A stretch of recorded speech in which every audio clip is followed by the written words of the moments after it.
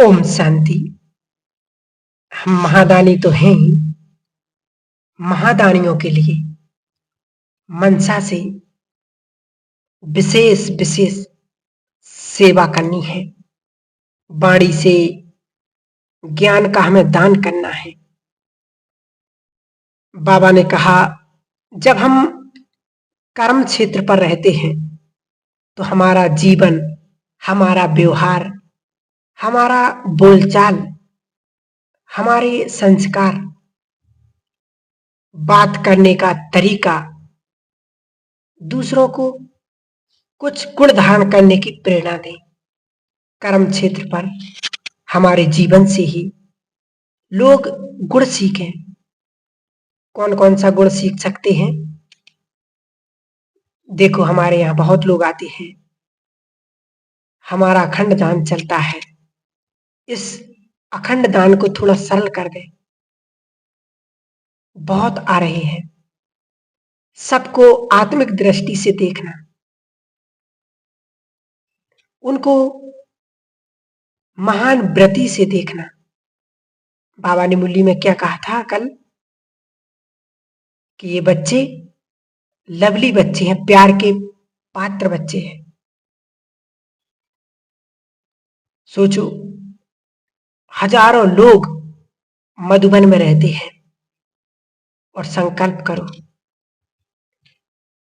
कि ये सभी आत्मा देव कुल की पुण्य आत्मा है।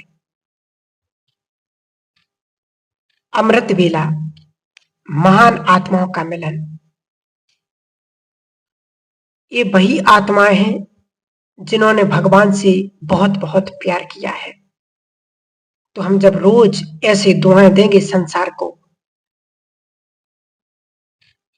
ये वो आत्माएं हैं जिन्होंने जन्म जन्म बहुत पुण्य किए हैं। बाबा ये सचमुच बहुत महान आत्मा है, क्योंकि ये हमारे ऊपर है कि हम किस दृष्टि से, किस नजरिया से हम दूसरों को देखते हैं। तो बाबा ने कहा, वातावरण में अलौकिकता हो, और सबसे अच्छी बात कि हमारी अनुभूति बहुत सुंदर हो, हमारे मन की स्थिति अलौकिक हो जाएगी।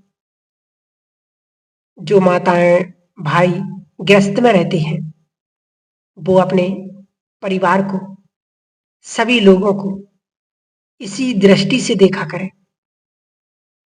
तो अपने आप सेवा होती रहेगी। बाबा कहते हैं, जो सेवा के स्वरूप है, ज्ञान देना ही हम सेवा समझते, परंतु आत्मा देखना, उनके लिए शुभ भावना करना, ये शक्तिदान। मैं मास्टर सर्वशक्तिवान हूं। बहुत सरल संकल्प रख दें कि सर्वशक्तिवान मेरे साथ है और उसके शक्तियों के वाइब्रेशन मुझे मिल रही है। बिल्कुल सरल भाव से, तो हमारी स्थिति श्रेष्ठ बन जाएगी। ऐसा हम करते हैं क्योंकि हमारे द्वारा ज्ञान तो सबको मिलता ही है, सबको करना है। बाबा कहते, सब अपने अपने डिपार्टमेंट में, जो जिस कार्य क्षेत्र में है, उस कार्य क्षेत्र में ही वैसा ही हमें अनुभव कराना है, वैसी ही सेवा करनी है। तो कहते हैं, जब हम बाहर निकलते तो और हजारों दिखते हैं, तो सबको आत्मिक दृष्टि से देखो, क्योंकि ये महादानी बनने का समय है। क्योंकि हमारे श्रेष्ठ वाइब्रेशन बहुत पावरफुल होते हैं। शक्तियों का दान हम जब करेंगे तो यहाँ के हमें अपने वाइब्रेशन को इतना अलौकिक बना देना है कि आने वाले समय में आत्माओं की भीड़ लग जाएगी। बाबा ने कहा कि कुंभ भूल करके मधुबन में करोड़ों आत्माएं आएंगी, ऐसा समय अब आने वाला है। तो तो देखो, मधुबन में जाते ही अनेक आत्माओं की समस्याओं के समाधान हो जाते, किसी को अलौकिक वातावरण लगता, अनेक प्रकार के अनेक अनेक सुझाव सभी भाई बहनों के रहते हैं, क्योंकि ये एक परिवार है।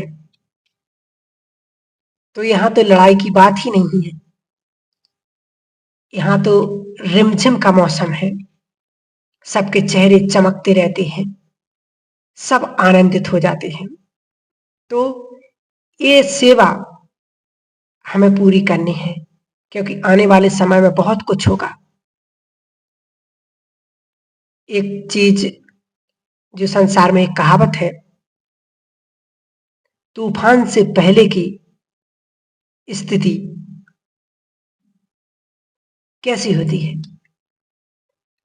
कई लोग कहते हैं ना कि लोग कम आ रहे हैं, 16, 17, 18 हजार तक आ रहे अभी मधुबन में, तो ये कम लगता है ना कि बहुत कम आ रहे।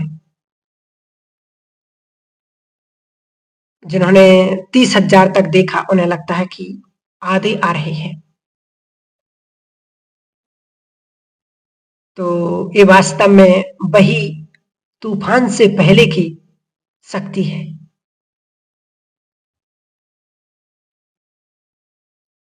बाबा ने कहा इतने आएंगे कि कुंभ मेले को भूल जाएंगे लोग,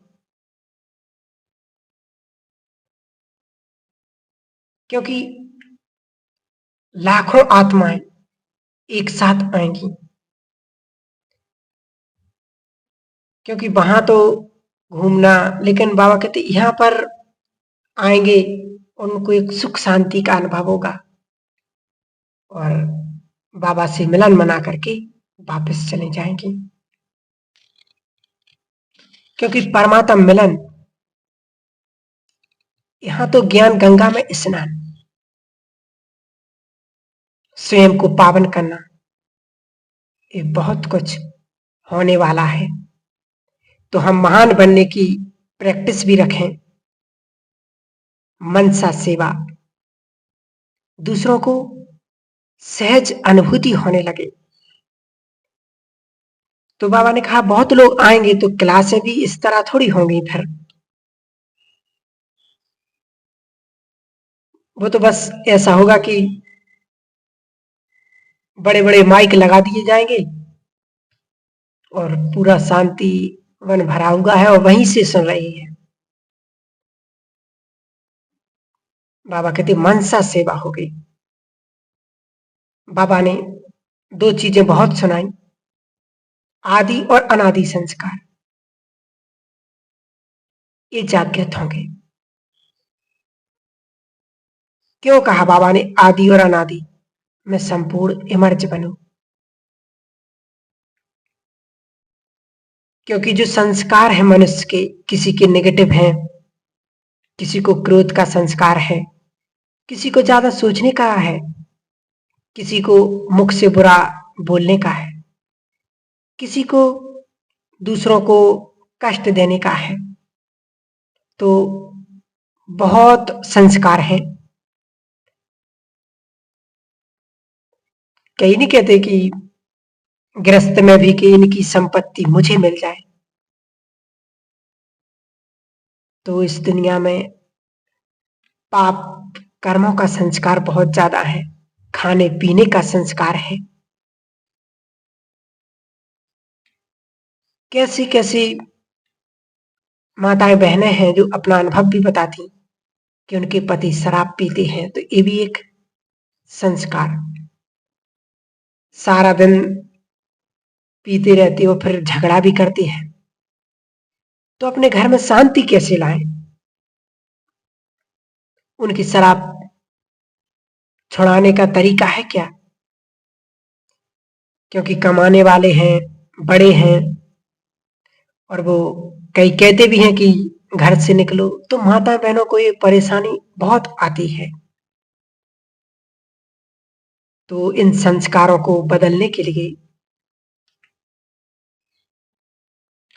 जैसे किसी का पति बहुत शराबी हो गया, कितने नुकसान होते हैं।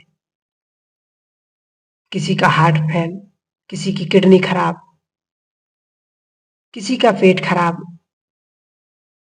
ये ब्रेन पर बहुत बुरा इफेक्ट होता है। ऐसा समय हो तो हमें क्या करना होगा? क्या करना होगा ऐसी परिस्थिति में? मनुष्य डिस्टर्ब बहुत हो जाता है। सोचो, बच्चों पर भी बुरा इफेक्ट पड़ता है, घर में खुशी का माहौल खत्म हो जाता है। ऐसे में स्वयं को ये सीखना होगा, स्थिति को श्रेष्ठ कैसे रखें। साक्षी होना सहज काम नहीं होता। ऐसे में तो बाबा ने कहा कुछ अभ्यास जरूरी है, क्योंकि जब हम अच्छे संकल्पों का अभ्यास करेंगे तो हमारे घर में ऑटोमेटिक वो वातावरण बनने लगेगा। और ऐसे में हमें अपने आदि अनादि संस्कारों को जागृत करना है, अपने आत्मिक स्वरूप को देखना है। सारा दिन तो ये कोई काम नहीं कर सकता, परंतु कुछ कुछ संकल्पों को जब हम रिपीट करेंगे, इमर्ज करेंगे, उनका अभ्यास करेंगे दिन में बीच बीच में, तो ऑटोमेटिक ये संस्कार हमारे जीवन में आने लगेंगे और घर का माहौल शुद्ध और पवित्र बनने लगेगा। मैं शक्तिशाली हूं, शांत स्वरूप मेरा मूल स्वरूप है। तो जब हम इन शक्तियों को अपने अंदर अनुभव करने लगते हैं तो वो संस्कार इमर्ज होने लगते हैं। क्योंकि अच्छे संस्कारों पर, अच्छे संकल्पों पर, अच्छे अभ्यास पर, अच्छे स्वमानों पर किसी भी बुरी चीज का इफेक्ट नहीं हो सकता है। क्योंकि आत्मा हमारी लेप छेप से न्यारी है। अपने आप को ये याद दिलाना है कि मैं तो एक महान आत्मा हूं, भगवान की संतान हूं, और मुझे साथ कौन दे रहा है। जब ये अभ्यास अनुभव करेंगे तो ऑटोमेटिक आपको भगवान की मदद मिलने लगेगी। क्योंकि